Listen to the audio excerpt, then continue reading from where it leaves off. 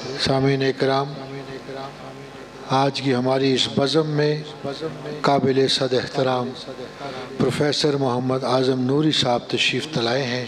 ان کو میں انجمن سلسلہ عالیہ سہروردیہ کی طرف سے خوش آمدید کہتا ہوں۔ آپ ان کی زیارت اکثر 92 چینل اور 24 چینل پر کرتے ہیں، اور آج ہماری اسپیشل دعوت پر گجرانوالہ سے سفر کر کے تشریف لائے، ان کے خوش آمدید کہتے ہیں، اور ان کا آنا ہم سب کے لیے باعث برکت ہو۔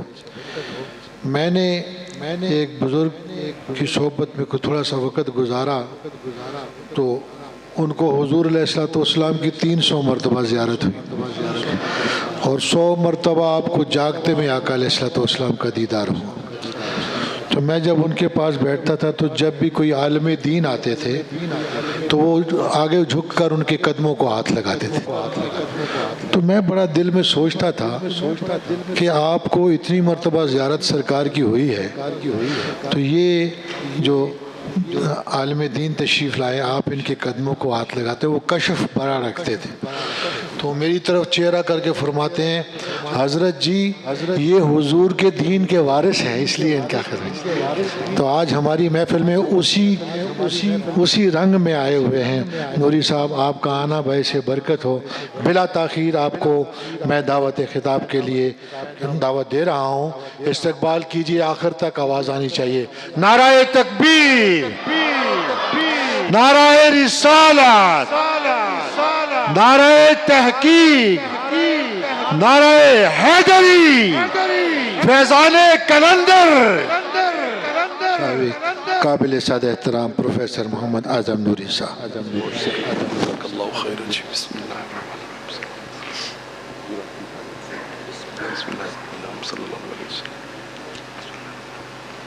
الحمد للہ،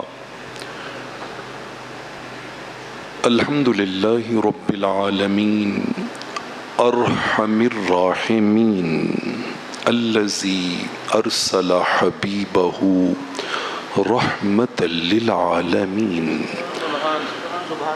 والصلاة والسلام على خاتم الانبیاء والمرسلین وعلى آلہ واصحابہ وآبائہ وازواجہ وعطرتہ وجمیع امتہ واہل سنتہ اجمعین، اما بعد، فاعوذ باللہ من الشیطان الرجیم، بسم اللہ الرحمن الرحیم، وما خلقت الجن والانس الا لیعبدون، صدق اللہ مولانا العظیم۔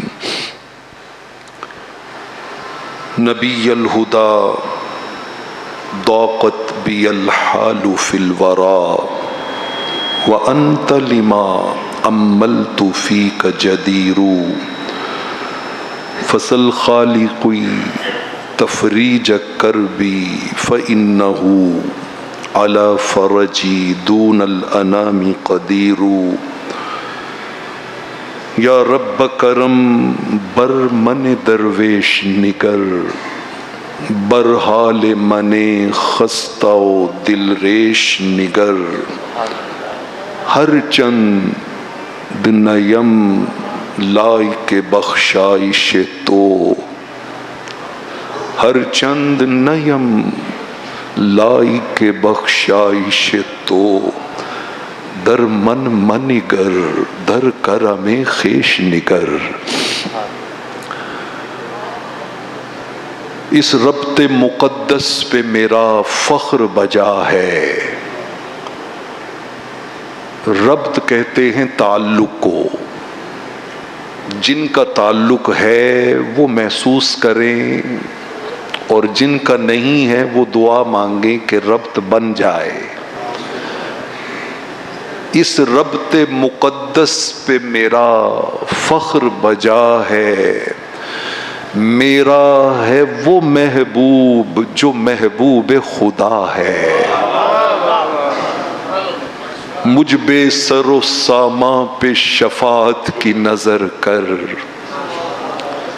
مجھ بے سر و ساما پہ شفاعت کی نظر کر، کچھ پاس ہے میرے تو فقط دست دعا ہے، میں حشر میں جی بھر کے انہیں دیکھ سکوں گا۔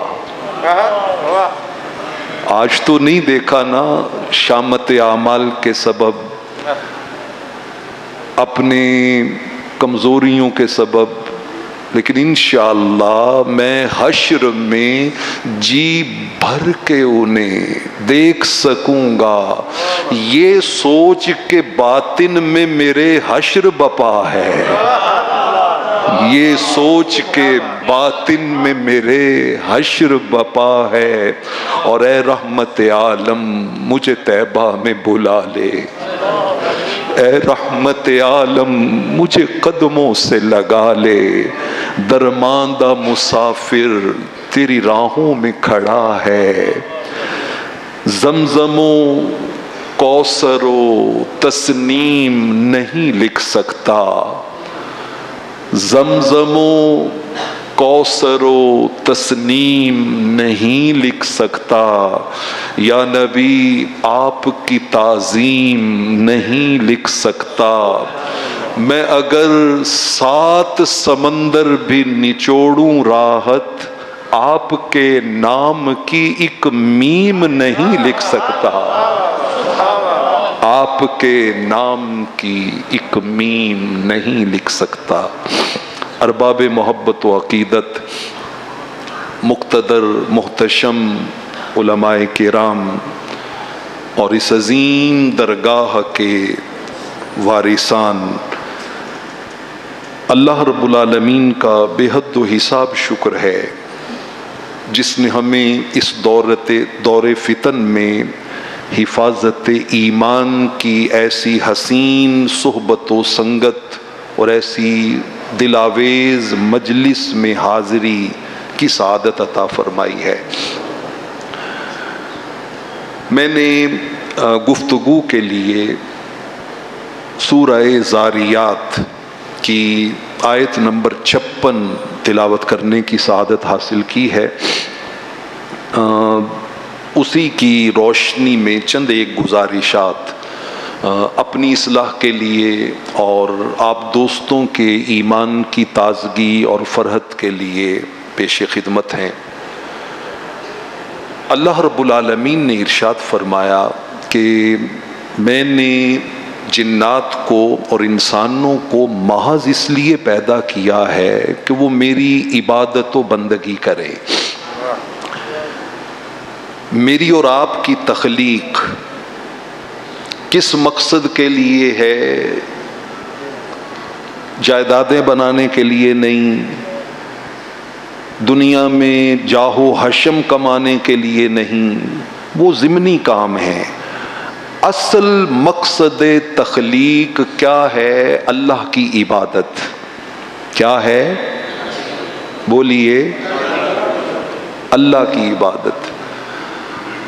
وہ کسی نے کہا تھا کہ لکھاں منتاں منیاں پر لا حاصل، لکھاں منتاں منیاں پر لا حاصل، ایک منت کیتی من یار گیا۔ تو وہ منت کرنے کا ذرا ماحول بنا لینا۔ لکھاں منتاں منیاں پر لا حاصل، ایک منت کیتی من یار گیا، ایک مسئلہ زیر زبردہ سی جڑا سمجھ گیا لنگ پار گیا۔ یہ درگاہیں در حقیقت اس مسئلے کو سمجھانے کے لیے ہوتی ہیں۔ تو آئیے نا ذرا اس مسئلے کو سمجھیں۔ امام جلال الدین سیوطی نے ایک کتاب لکھی ہے الجامع الصغیر، اس کی شرح ہے فیض القدیر۔ یہ روایت اس میں ہے، حدیث قدسی ہے۔ رب ذوالجلال فرماتا ہے انا والانس فی نبأ عظیم، میرا اور انسان کا بھی عجیب معاملہ ہے، بڑا عجیب معاملہ ہے۔ کیا؟ فرمایا کہ اخلق، پیدا اس کو میں نے کیا ہے، لیکن یعبد غیری، وہ بندگی کسی اور کی کرتا ہے۔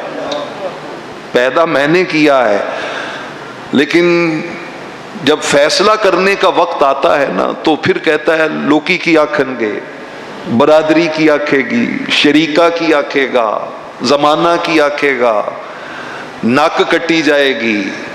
پھر وہ ان چیزوں کو بہانہ بنا کے عبادت، خواہش نفس کیا کہہ رہی ہے، وہ بندگی پھر کسی اور کی کرتا ہے. اللہ اپنے بندے کو متوجہ کر رہا ہے اور وہ کہتا ہے ارزق و رزق میں دیتا ہوں، یشکر غیری، لیکن شکر کسی اور کا ادا کرتا ہے، شکر کسی اور کا ادا کرتا ہے. تو فرمایا ہم نے بندے کو پیدا کیا ہے کس کے لیے؟ اپنی بندگی کے لیے. اب یہ بندگی کیا ہے؟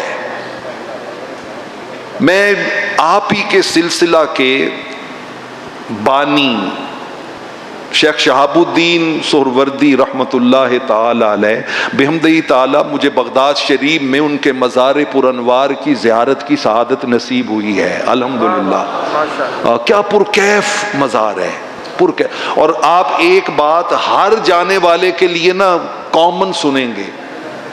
آپ بغداد کے سفر نامے پڑھ لیں، اور میں تو 2 مرتبہ خود ایکسپیرینس کر کے آیا ہوں کہ جب آپ جاتے ہیں نا تو دربار لاک ہوتا ہے. 2 دفعہ میں گیا ہوں، دربار لاک ہوتا ہے، لیکن آپ جیسے ہی اندر قدم رکھتے ہیں پتہ نہیں ان کو پتہ کیسے چلتا ہے، وہ خدام کو بھیجتے ہیں، اسی لمحے آپ کی آنکھوں کے سامنے تالا کھلتا ہے اور آپ کو دربار کی زیارت کروائی جاتی ہے.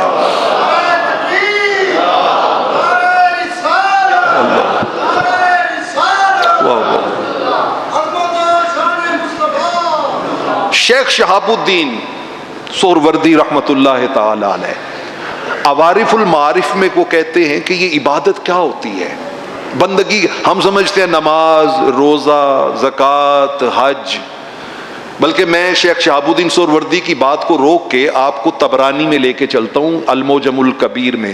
آقا علیہ الصلوۃ والسلام نا صحابہ کے ساتھ تشریف لے کے جا رہے ہیں، اچانک ایک جوان گزرا، بڑا حسین و جمیل، طاقتور، نڈر، جیسے ہوتے نا کوئی باڈی بلڈر بچے، جوان بڑا طاقتور.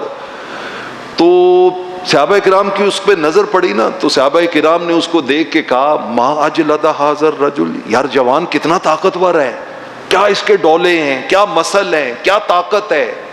اور پھر کہتے ہیں لو کان فی سبیل اللہ، کاش یہ اتنا ہٹا کٹا کڑیل بہادر جوان یہ اللہ کے راستے میں محنت کرتا، یہ اللہ کے راستے میں محنت کرتا.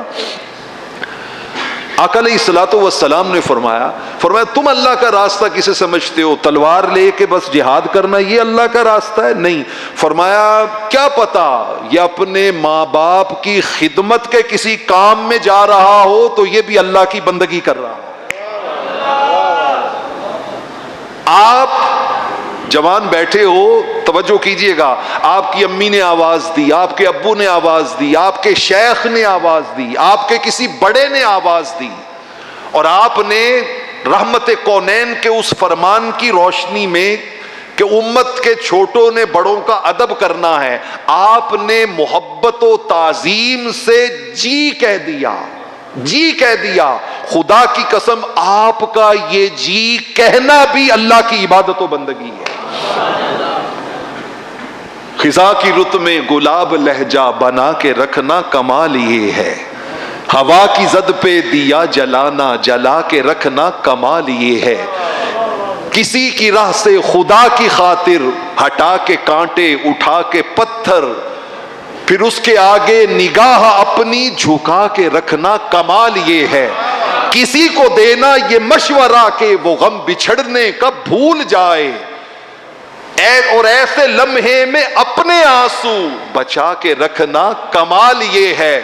1000 طاقت ہو 100 دلیلیں ہو پھر بھی لہجے میں عاجزی سی، ادب کی لذت دعا کی خوشبو بسا کے رکھنا کمال یہ ہے. خیال اپنا، مزاج اپنا، پسند اپنی، کمال کیا ہے؟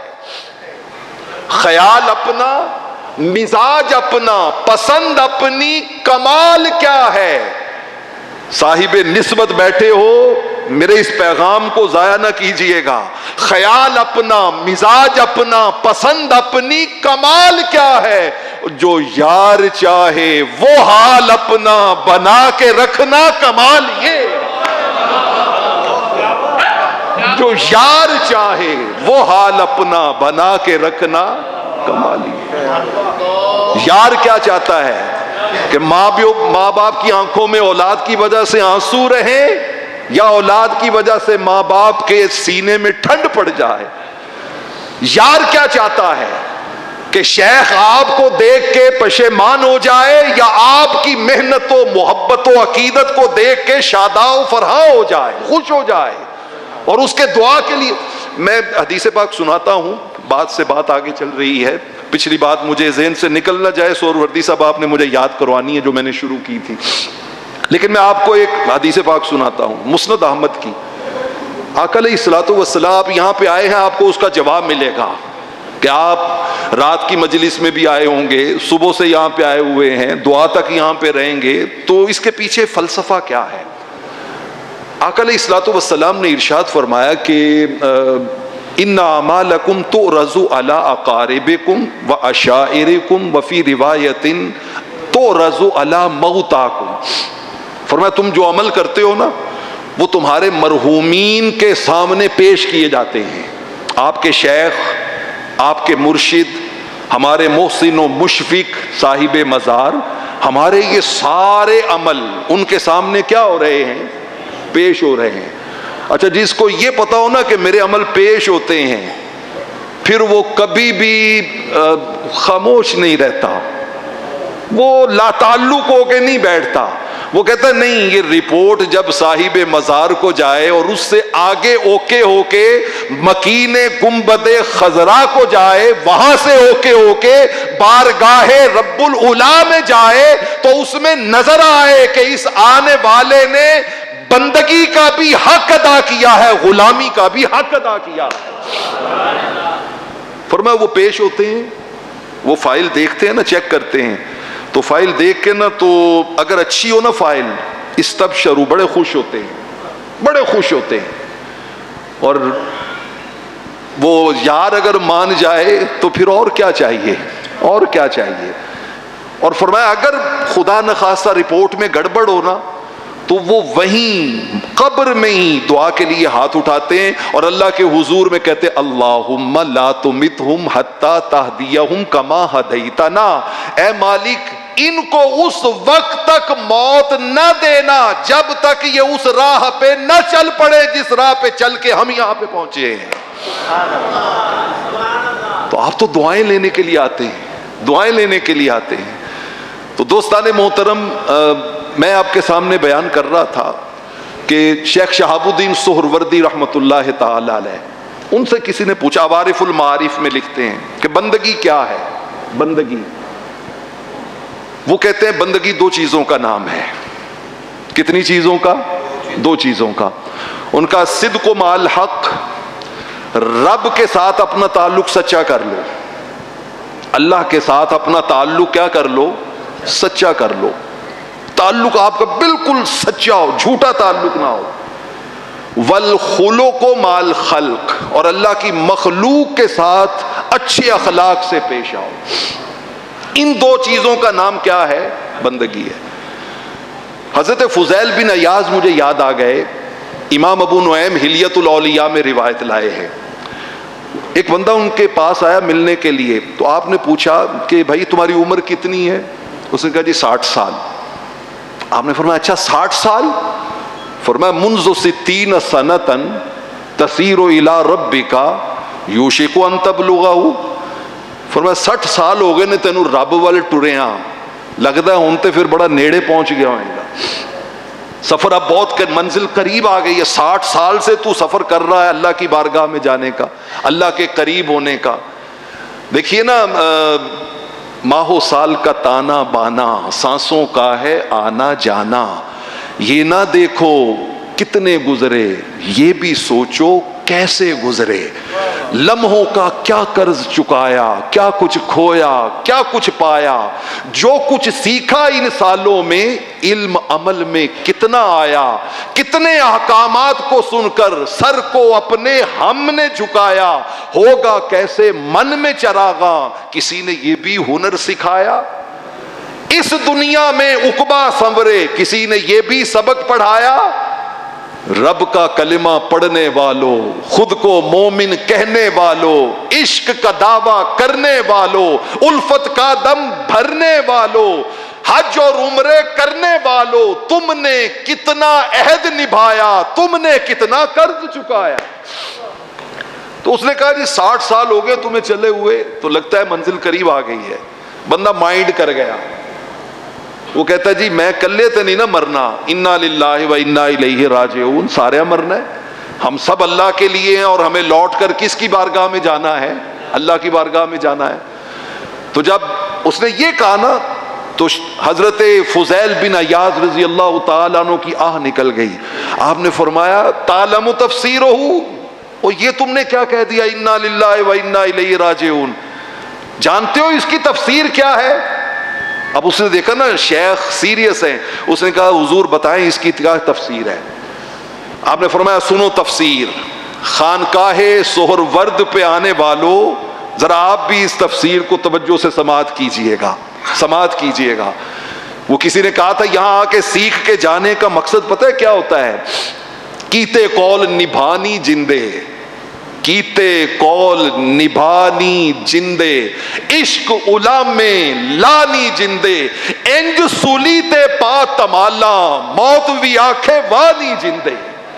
ایسا سبق سیکھ کے جائیں کہ پھر زندگی بھی واہ واہ کرے، موت بھی واہ واہ کرے۔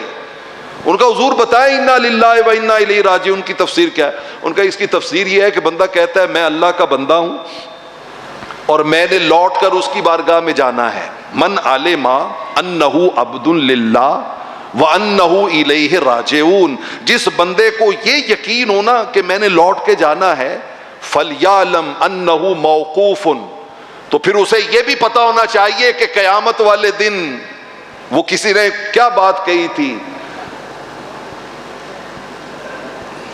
ہاسے دے کے رون لیوئی، ہاسے دے کے رون لیوئی، تینو دتا کس دلاسا ہو، عمر بندے دی ایویں جیویں پانی وچ پتاسا ہو، سوڑی کبری گھت سٹیسن پرت نہ سک سے پاسا ہو، صاحب تیتھوں لیکھا منگسی رتی گھٹ نہ ماسا ہو۔ وہاں پر تو بندے کو یہ پتا ہونا چاہیے کہ لوٹ کے جانا ہے، تو انہ موقوف، مجھے اللہ کی عدالت میں کھڑا بھی کیا جائے گا۔ ومن علم انہ موقوف فلیعلم انہ مسئول، اور جسے یہ پتا ہو کہ اللہ کی عدالت میں میرے کھڑے ہونا ہے، پھر اسے یہ بھی پتا ہونا چاہیے کہ مجھ سے سوال و جواب بھی ہونے ہیں۔ ومن علم انہ مسئول فلیعد للسؤال، اور جسے یہ پتا ہو کہ رب نے سوال بھی پوچھنا ہے، تو پھر اسے سوال کا جواب بھی تو تیار کرنا چاہیے نا، جواب بھی تو ڈھونڈنا چاہیے نا۔ اب سننے والے پہ لرزہ طاری ہوا، ان کا حضور وہ جواب کنج لبد ہے، بڑا سوکھا، بڑا سوکھا، میں یہاں بیٹھا اس سوال کا جواب ابھی ڈھونڈ سکتا ہوں، آپ وہاں بیٹھے اس سوال کا جواب ابھی ڈھونڈ سکتے ہیں۔ ایک سیکنڈ کی بات ہے، ایک سیکنڈ، بلے شاہ رب دا کی پونا، ادھروں پھٹنا ادھر لانا، ایک سیکنڈ کی بات ہے، کوئی لمبی چوڑی اس میں انسان کو سٹرگل نہیں کرنی پڑتی۔ مکے گیا گل مکدی ناہی پاویں 100 حج کر آئیے، گنگا گیا گر مکدی ناہی پاویں 100 غوطے لائیے، گیا گل مکدی ناہی پاویں 100 پنڈ پھر آئیے، بلے شاہ گل تائیوں مکدی جے مینوں دلوں مکائیے۔ یہاں سے ختم کریں بات تو پھر بات سمجھ میں آتی ہے نا۔ ان کا بڑا سادہ سا کام ہے، ان کا کیا، ان کا تحسن فیما باقیہ یغفر لک ما مضی، فرمایا آئندہ نہ کرنے کا وعدہ اللہ سے تو کر لے کہ کوئی گناہ نہیں کرے گا، اسی لمحے رب سابقہ زندگی کے سارے گناہوں کو معاف کر کے نامہ عمل کو صاف کر دے۔ وما خلقت الجن والانس الا لیعبدون. حق کے ساتھ سچا تعلق. امام غزالی احیاء العلوم میں نا ایک بڑا ایمان افروز واقعہ لائے ہیں. رحمت کونین صلی اللہ علیہ وسلم نے ارشاد فرمایا کہ قیامت والے دن نا یہ جو اولیاء اللہ ہوتے ہیں، صالحین کاملین، جنہوں نے زندگی اپنے مولا کو راضی کرنے میں گزاری ہوتی ہے، نفس مطمئنہ کے ساتھ جو لوٹے ہوتے ہیں، فرمایا جب وہ قبروں سے اٹھیں گے نا تو اللہ انہیں نورانی پر عطا کرے گا. انبتت اللہ لہم اجنحۃ، اللہ ان کے نورانی پر بنائے گا. اچھا وہ اپنی قبروں سے اٹھیں گے اور ڈائریکٹ پرواز کرتے ہوئے نا جنت میں چلے جائیں گے، سیدھے جنت میں. پل صراط کدھر ہے، دوزخ کدھر ہے، سوال جواب کہاں پہ ہو رہے ہیں، سختیاں کہاں ہیں، سوا نیزے پہ سورج کہاں، کوئی خبر نہیں، سیدھے جنت میں. جنت میں جائیں گے تو رب ذوالجلال کے ملائکہ وہ ان کو دیکھ کے کہیں گے حیران ہو کے، حل رأیتم الحساب، حساب کا مرلہ دیکھ آئے ہو، طے کر آئے ہو؟ وہ کہیں گے واللہ ما رأینا حسابا، خدا دی قسم اساں تے ویکھے نہیں کتنے حساب ہو رہے ہیں، ہمیں تو کوئی پتہ نہیں، ہم نے تو نہیں دیکھا. وہ حیران ہو کے فرشتے کہیں گے حل جزتم الصراط، اچھا پھر پل صراط تو تے لنگ کے آئے ہوگے نا، وہ جو جہنم کے اوپر پل ہے. وہ کہیں گے واللہ ما رأینا صراطا، خدا کی قسم ہمیں تو نہیں پتا پل صراط کون سا ہے، کدھر ہے، ہم تو کوئی پل صراط ہم نے نہیں دیکھا. وہ کہیں گے اچھا ہل رأیتم جہنم، پھر گزرتے ہوئے دوزخ پہ نظر تو پڑی ہوگی؟ وہ کہیں گے واللہ ما رأینا جہنم، ہم نے جہنم بھی نہیں دیکھی. جب وہ اس طرح قسم اٹھا کے جواب دیں گے نا تو ذرا فرشتوں کا تعجب دیکھیے. وہ حیران ہو کے پوچھیں گے ممن انتم، پھر یارے دسو تہاڈا تعارف کی ہے، یہ بتاؤ تمہارا تعارف کیا ہے، تم ہو کون؟ جنہوں نے پل صراط بھی نہیں دیکھا، حساب کتاب بھی نہیں دیکھا، دوزخ بھی نہیں دیکھی اور سیدھے جنت میں آ گئے، تمہارا تعارف کیا ہے؟ جواب سنیں گے اور اس جواب کی لذت کو آنے والے عرس تک اپنے سینوں میں اگر یاد رکھیں گے تو لذت ہمیشہ آپ کے نشہ ایمان کو بڑھاتی رہے گی. وہ جب فرشتے تعارف پوچھیں گے نا ممن انتم، تو وہ تڑپ کے کہیں گے من امت محمد، ہم محمد مصطفیٰ کے غلام ہیں، ہم رحمت کونین صلی اللہ علیہ وسلم کے غلام ہیں. وہ جب یہ کہیں گے نا تو فرشتے پتہ کیا کہیں گے؟ وہ کہیں گے نشدناکم اللہ حدثونا ما ہی اعمالکم فی الدنیا. وہ کہیں گے اسی تانوں رب دا واسطہ دینے ہاں، سانو اے دسو دنیا تے کر دے کی سو، دنیا میں تم زندگی کیسے گزارتے تھے کہ جو اتنے پروٹوکول سے سارے مرحلوں کو بائی پاس کر کے سیدھے جنت میں آ گئے، کرتے کیا تھے؟ وہ کہیں گے دو باتیں ہیں، ہم زندگی میں کبھی ان پہ ہم نے کمپرومائز نہیں کیے، دو باتوں پہ، اور وہ دو باتیں ہم پورے یقین کے ساتھ ان پہ عمل کرتے تھے. کوئی پوچھے نا یا کبھی گھر میں جا کے تنہائی میں بیٹھے کہ یار عرس میں گئے تھے تو وہاں سے کیا لے کے آئے، تو میری ساری باتیں یہاں چھوڑ جائیے گا، یہ دو باتیں ساتھ لے جائیے گا، یہ دو باتیں ساتھ لے کے جائیے گا. فرشتے کہیں گے خدا کا واسطہ بتاؤ تو صحیح وہ دو باتیں کیا ہیں. لیکن ذرا دیکھیے جو اہل اللہ ہوتے ہیں ان کا ایمان کس لیول پہ ہوتا ہے. ان کا ہم عمل ضرور کرتے تھے دو باتوں پہ، لیکن یاد رکھو یہ پروٹوکول ان کی وجہ سے نہیں ملا، یہ محض رب کے فضل کی وجہ سے ملا. ہم فضل خدا کی وجہ سے یہاں پہ آئے ہیں. لیکن ہم تمہیں بتا دیتے ہیں دو باتیں. ان کا وہ پہلی بات یہ تھی کہ جدو اسی کلے ہونے سا نا ادوں بھی رب کو ڈرنے سا. اذا کننا خلونا نستحیی ان ناسیہ، جب ہم اکیلے ہوتے تھے نا کوئی دیکھ نہیں سکتا تھا ہمیں. اور آج کے دور میں تو یہ موبائل جب آپ کے ہاتھ میں ہوتا ہے، آپ اکیلے خلوت میں تنہائی میں ہوتے ہیں تو کتنے بڑے بڑے گناہ ہیں جو ممکن ہیں. لیکن اگر آپ کی نگاہیں پاک رہیں، آپ کی سوچیں پاکیزہ رہیں، آپ کے خیالات میں اللہ اور اس کے رسول کی محبت کا غلبہ رہے. ان کا ہم خلوت میں بھی اللہ سے اتنا ہی ڈرتے تھے جتنا جلوت میں ڈرتے تھے، جتنا لوگوں کے سامنے ڈرتے تھے. دوسری بات انہوں نے کہا رب نے جو دے چھڑیا سی نا وہ دیتے راضی سا. رب نے جو دے دیا ہم اس پر کیا تھے؟ راضی تھے. جو یار چاہے وہ حال اپنا بنا کے رکھنا کمال ہی ہے. دوستان عزیز، خانقاہ سہرورد کی یہ خیرات اپنی جھولیوں میں ڈال کے جائیے گا کہ آج کے بعد زندگی کی خلوتیں بھی پاک ہو جائیں اور شکموں والی زندگی ختم ہو جائے. اللہ کی جتنی عطا ہے اس پر شکر والی زندگی شروع ہو جائے. یہ ہے بنیادی تصور. وہ کسی نے کہا کر غور تو ہتھ دیاں انگلیاں تے ہر ایک وچ فرق ضرور ہے. کر غور تو ہتھ دیاں انگلیاں تے ہر ایک وچ فرق ضرور ہے. انج فرق ہے ساری دنیا وچ کوئی نیڑے تے کوئی دور ہے. کوئی ترسے تن دیاں کپڑیاں نو کوئی دولتاں تے مغرور ہے. او وچ قبر دے ساریاں ٹر جانا ایہو ازلاں دا دستور ہے. غریب ہو امیر ہو. وہ کسی نے ماں بولی میں نا اسی مضمون کو یوں بیان کیا، کادا مان بیگانی چیز اتے، کادا مان بیگانی چیز اتے ہر قدم سنبھل کے چا سجنا تیرا دوجا سا متا نہ آوے نہ رب دی یاد پلا سجنا. ایکو آل امیر غریباں دے ملے کفن وی نال نصیباں دے جڑے سیج پھلاں تے سوندے سن ستے خاک تے ڈیرے لا سجنا.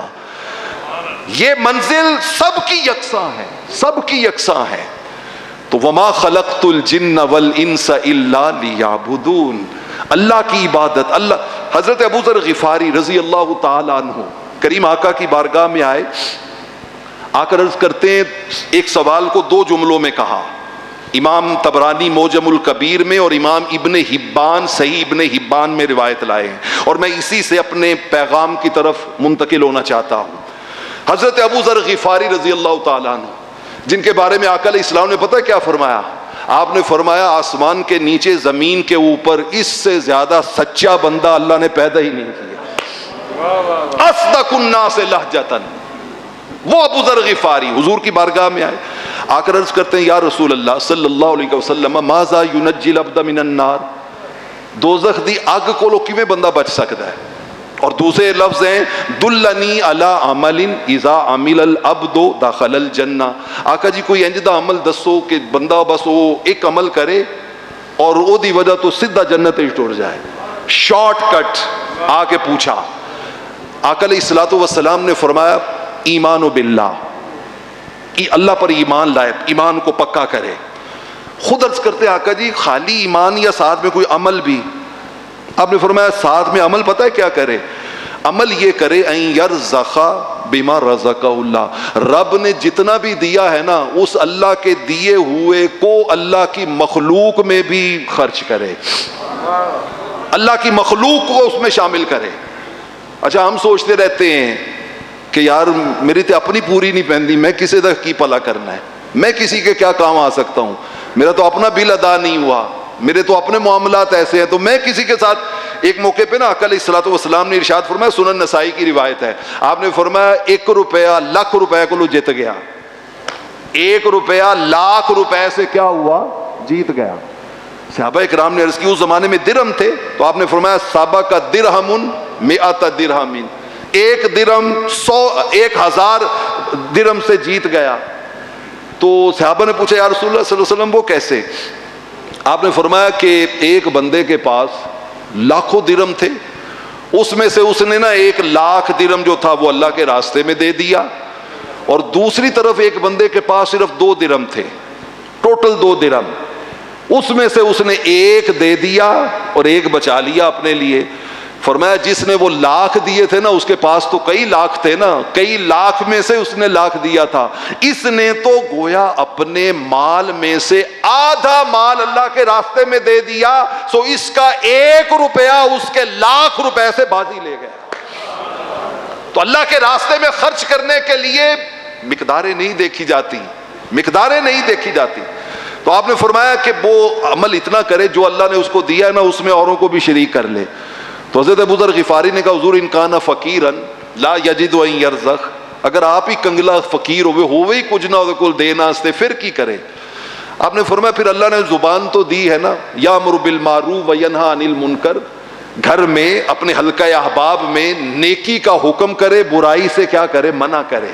یہ کام تو کر سکتا ہے. حضرت ابو ذر غفاری رضی اللہ تعالیٰ عنہ کہتے ہیں یا رسول اللہ صلی اللہ علیہ وسلم ان کان ضعیفا لا یستطیع ان یامر بالمعروف ولا ینہا عن المنکر, اگر دل دا کمزور ہوئے, اینی جرت ہی نہ ہوئے کہ نیکی کا حکم دے سکے, برائی سے روک سکے, بولنے میں بھی شائی ہو, تو پھر کیا کرے؟ آقا علیہ الصلوۃ والسلام نے فرمایا پھر ایسے کرے کہ وہ کسی مظلوم کی مدد کر دے. جب کوئی ظالم اور مظلوم ہو تو ساتھ کس کا دے؟ مظلوم کا دے, اس کا ساتھ دے. کہ حضور اگر وہ بھی دینے کی ہمت اور طاقت نہ ہو تو آپ نے فرمایا پھر ایسے کرے کہ کوئی اگر معاشرے میں جو بے وقوف احمق لوگ ہوتے ہیں, اللہ نے اس کو سوجھ بوجھ دی ہے, تو ان کے معاملات میں ان کو اچھا مشورہ دے کے ان کے ساتھ کوآپریٹ کرے. کہ حضور اگر وہ خود بے وقوف اور احمق ہو, یہ کام بھی نہ کر سکے. آقا مسکرا پڑے. آپ نے فرمایا ابو ذر تیرے یار میں کوئی خوبی ہے بھی یا نہیں ہے؟ جو کہتا ہوں تو کہتا ہے یہ بھی نہیں کر سکتا, یہ بھی نہیں کر سکتا, یہ بھی نہیں کر سکتا. آقا علیہ الصلوۃ والسلام نے فرمایا اب آخری کام, جو یہ سارے کام نہ کر سکے نا, پھر وہ زندگی ایسی گزارے کہ اس کی وجہ سے کسی کو تکلیف نہ پہنچے. اس کی وجہ سے کسی کو تکلیف نہ پہنچے. یہ تو ہم سارے کر سکتے ہیں نا, لیکن ہم زندگی کیسے گزارتے ہیں؟ رشتہ داری ہو, محلے داری ہو, کاروبار ہو, ملازمت ہو, جہاں کہیں بھی اکٹھے ہوں تو ہم پرابلم سالو کرنے کی بجائے پرابلم کریٹ کرتے ہیں. پرابلم کریٹ کرتے ہیں. پی ایس بنیے, پی سی نہ بنیے. پرابلم کریٹر بنیں گے تو زندگی بڑی مشکل ہو جائے گی, اور پرابلم سالور بنیں گے تو اس حدیث کا فیض پائیں گے. آقا نے فرمایا ابو ذر یہ تو کر سکتا ہے نا. حضرت ابو ذر غفاری تعجب سے کہتے ہیں ان فعل ذالک دخل الجنہ. آقا جی اگر وہ ایک کام کرے کہ او دے تو کسے نو تکلیف نہ پہنچے, پھر جنت ٹر جائے گا. میرے کریم آقا کا جواب سنیے. میرے کریم آقا علیہ الصلوۃ والسلام نے فرمایا والذی نفسی بیدہ من فعل ذالک اخذتہ بیدہ حتی تدخلہ الجنہ. فرمایا یہ نیکی کہ اس نے کسی کو تکلیف نہیں پہنچائی, قیامت والے دن اس کا ہاتھ پکڑ کے اپنے ساتھ اسے جنت میں لے کے جائے گی. یہ ہے وما خلقت الجن والانس الا لیعبدون, کہ زندگی ایسی گزارے کہ جو اللہ کی عبادت و بندگی میں گزرے. میں علامہ اقبال علیہ الرحمہ کے پیغام کے ساتھ اپنی گفتگو کے اینڈ کی طرف جانا چاہتا ہوں. انہوں نے کہا تھا اقبال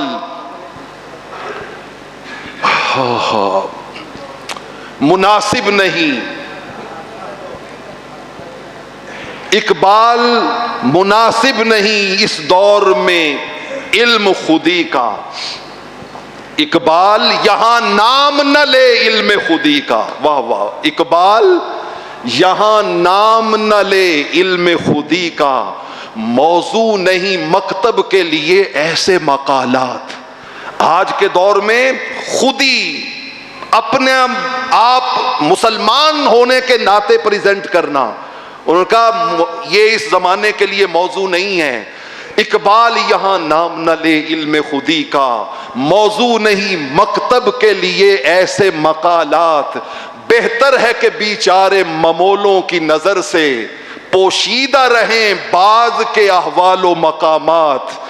بند ہے آزاد کی ایک آن ہے محکوم کا ایک سال. آزاد کی ایک آن ہے محکوم کا ایک سال. ہے کس درجہ گراں سیر محکوم کے اوقات, اور محکوم کے حق میں ہے یہی تربیت اچھی. موسیقیو صورت گریو علم نباتات. اور یہ شعر سنانے کے لیے میں نے یہ انتخاب کیا, محکوم کو پیروں کی کرامات کا سودا. علامہ اقبال کہتے ہیں بندہ مومن اس دور فتن میں کن جہالتوں میں مبتلا ہو گیا. وہ نام نہاد پیروں کے پاس جا کے کوئی کرامت دکھا دیں جی, حالات خراب ہیں, کوئی دعا کر دیں جی, کوئی پھونک مار دے جی، کوئی جو ہے وہ تسبیح گھما دے جی، کوئی تعویذ دے دے جی. تو علامہ کہتے ہیں محکوم کو، ہم محکوم معاشرے میں رہنے والے لوگ ہیں، محکوم کو پیروں کی کرامات کا سودا، محکوم کو پیروں کی کرامات کا سودا ہے، بندہ آزاد خود ایک زندہ کرامات. بندہ آزاد ہو تو وہ خود ایک زندہ کرامت ہوتا ہے. تیرے دریا میں طوفان کیوں نہیں ہے، خودی تیری مسلمان کیوں نہیں ہے، ابس ہے شکوائے تقدیر یزداں، تو خود تقدیر یزداں کیوں نہیں ہے. زبان کہہ بھی دیا لا الہ تو کیا حاصل، دل و نگاہ مسلمان نہیں تو کچھ بھی نہیں، تو کچھ بھی نہیں. تو دوستان محترم، وما خلقت الجن والانس الا لیعبدون. میں آخری حدیث آپ کے سامنے رکھتا ہوں. حضرت براء بن عازب رضی اللہ تعالیٰ عنہ حدیث کے راوی ہیں، کہتے ہیں بندگی کا آپ کو کلائمیکس بتانے لگا ہوں کہ بندگی کا کلائمیکس کیا ہوتا ہے. کہتے آقا علیہ الصلوۃ والسلام نے نا ایک دن ایک ہم سے سوال پوچھا. آپ نے فرمایا ایو ارل ایمان اوسک، یہ بتاؤ کہ یہ جو ایمان کی چین ہے، ایمان کی چین، اس چین میں کون سی کڑی سب سے زیادہ مضبوط ہے کہ جس کی وجہ سے یہ چین ٹوٹتی نہیں ہے، کون سی کڑی سب سے زیادہ مضبوط ہے. وفی روایت ایو ارل ایمان اوسط، یہ بتاؤ اس پوری چین میں کون سی کڑی، کون سا، آپ نے دیکھا نا وہ گول گول کڑیاں ہوتی ہیں جن کو ملانے سے چین بنتی ہے، تو فرمایا کون سی کڑی، کون سا حلقہ ایسا ہے جو مرکزی حیثیت رکھتا ہے. ایک صحابی اٹھے، انہوں نے کہا حضور نماز. فرمایا حسنتن وما ہوا بہا، نماز بڑی اچھی چیز ہے لیکن میرے سوال کا جواب وہ نہیں ہے.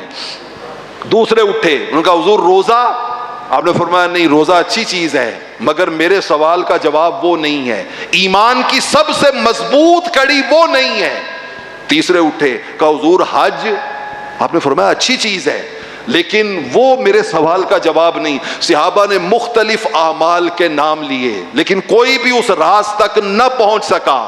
یہ اہل اللہ ہیں جو آپ کو تربیت کر کے اس منزل تک پہنچاتے ہیں. کس منزل تک؟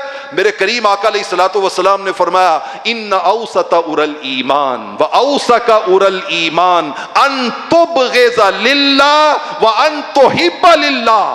فرمایا ایمان کی سب سے مضبوط کڑی یہ ہے کہ تو کسی سے بھی پیار کرے تو اللہ کے لیے، کسی سے نفرت کرے تو اللہ کے لیے. تیری محبت بھی کس کے لیے ہونی چاہیے؟ اللہ کے لیے. اور تیری نفرت بھی کس سے ہونی چاہیے؟ اللہ کے لیے. اگر کروڑوں درجے کا دشمن ہی کیوں نہ ہو لیکن اس نے عمل ایسا کیا ہے جو اللہ رسول کو پسند ہے تو بھی اس سے محبت شروع کر دے. اور اگر تیرا سگا باپ، سگا بھائی، سگا بیٹا ہی کیوں نہ ہو، اگر کوئی ایسا کام کرے جو اللہ اور اس کو رسول کو ناپسند ہے تو تجھے بھی اس کو کیا کرنا چاہیے؟ ناپسند کرنا چاہیے. الحب للہ والبغض للہ، محبت بھی خدا کے لیے اور نفرت بھی کس کے لیے؟ خدا کے لیے. نفرت بھی خدا کے لیے. کوئی بن گیا رونق پکھیاں دی، کوئی چھڑ کے شیش محل چلیا، کوئی پلیا ناز تے نخریاں وچ، کوئی مٹیاں دے وچ رل چلیا، کوئی بھول گیا مقصد آمن دا، کوئی کر کے مقصد حل چلیا. اے تا ہر کوئی یار مسافر جے، کوئی اج چلیا کوئی کل چلیا. یہ آستانے وہ کل جب چلنا ہے نا، اس لمحے آپ کو اتنا طاقتور بنا کے اس دنیا سے چلنے کا سامان مہیا کرتے ہیں کہ پھر وہاں پہ جب فرشتے پوچھتے ہیں نا ما کنت تقول فی ھذا الرجل محمد، یہ جس ہستی کا چہرہ نور تمہیں دکھایا جا رہا ہے جانتے ہو ان کو کیا کہتے تھے ان کے بارے میں؟ تو پھر بندہ تڑپ کے کہتا ہے ان کے بارے میں انہیں جانا، انہیں مانا، نہ رکھا غیر سے کام. ہم تو جیتے بھی ان کے لیے تھے، مرتے بھی ان کے لیے تھے، اور آج مر کے پہنچے ہیں یہاں اسی دل ربا کے. اللہ اس آستانے پر موجود برکات کے صدقہ میں ہمیں روزے قبر کی اس رات میں، رحمت کونین کی زیارت کے لمحات میں ان کی معرفت و پہچان کی خیرات نصیب فرمائے. میں انہی معروضات کے ساتھ اجازت چاہتا ہوں. میں شکر گزار ہوں اپنے بزرگوں کا، علماء کا، مشائخ کا، آپ کا، کہ آپ نے میری بے ربط سی باتیں اتنی توجہ سے سماعت کی. اللہ ہمیں قدم قدم پہ مقصد زندگی اپنی عبادت و بندگی کی خیرات نصیب فرمائے. وآخر دعوانا الحمدللہ.